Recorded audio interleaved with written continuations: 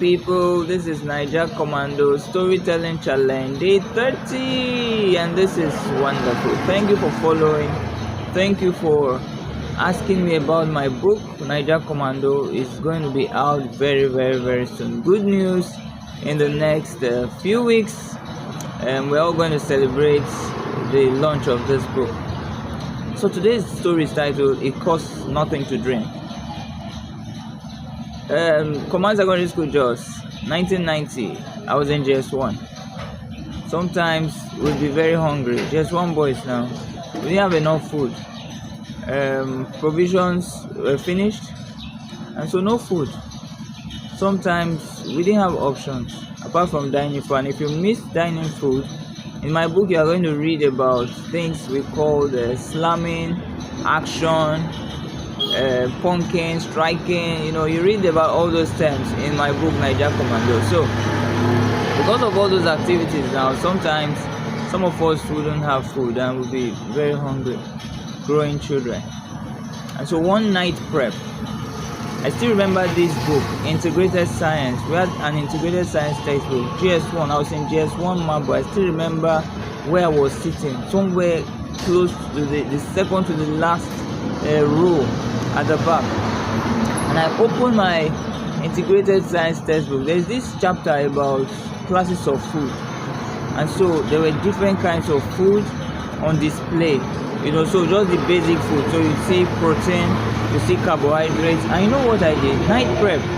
Our night prep we usually run from maybe about 7 to 10, about 2 to 3 hours. Now I can't really remember how many hours now. So what I did that night, I decided to dream about the classes of food. So I'll take one particular food and begin to imagine all the things that could come out of that food. So if I take beans, for instance, I begin to imagine things like moi moi. I begin to imagine things like beans, cooked beans. I begin to imagine things like akara that you make out of it.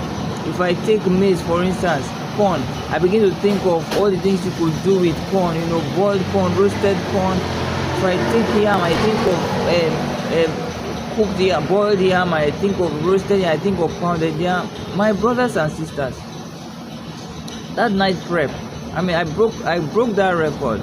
I've never done that again in my life, and I don't know if any other human being on earth has successfully done that. They should consider me for the Guinness Book of World Records. So I sat down there while others were reading, thinking about their lives, planning for their future, and I began to think, concentrate. I was focused, dreaming about the kind of foods that could come out of those basic foods. Meat, oh my goodness, fried meat, boiled meat, cooked, any kind of meat, roasted meat, suya, all of them. And then I was there until the bell went off for end of prep, and I shut my book and I went back to the hostel like every other person to sleep. Now that's humorous, right? What can we learn from this? It really costs nothing to dream. I didn't have a hold on those foods. I couldn't get a hold on them at that time. But I decided to dream. I decided to imagine. I decided to use what God had given me for free. And it made me feel good, honestly.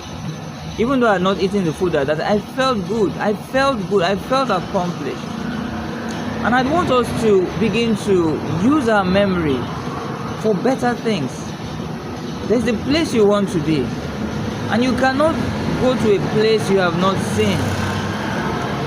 God asked Abraham, said, "What do you see? Look around you." He looked to the north, to the south, to the west. What do you see? And he began to see beyond. He saw the advance. See, whatever you see, I give to you. I give to you this land as a possession. God always wants you to see first in your mind's eye. He wants you to see it in your heart. He wants you to see it first in your spirit before he gives it to you. You cannot possess what you have not seen. Which is why before the spies conquered the land, before the Israelites conquered the land,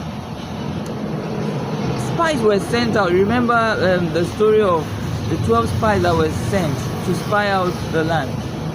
And then you have Caleb and Joshua. You had the most of them saying that the people of their land were as big as giants. But you had Caleb and Joshua coming through and saying they could go on and possess the land. So what we're saying is they had to go see it first.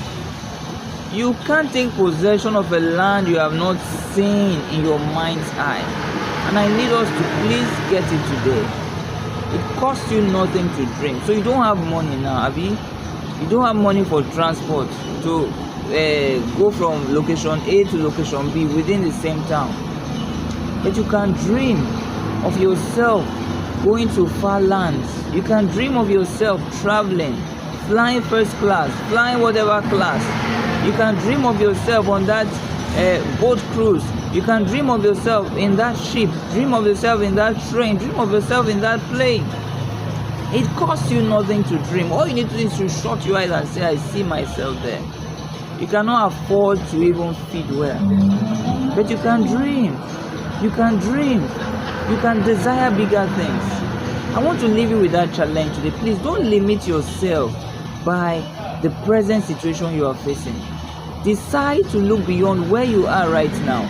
Decide to see in your mind's eye victory, to see in your mind's eye somebody that has achieved great things. You might not be there today, but if you see it in your mind's eye, I'm telling you, you will achieve it. You were born for greatness. You were born for excellence. You were not born to be small. God told Jeremiah, he said, before you were born, I had ordained you to be a prophet. I had ordained you. So don't limit yourself. I want to leave that with you today, everybody. Please remember to like, remember to comment, remember to share. Let me know your thoughts from what you've heard today, okay?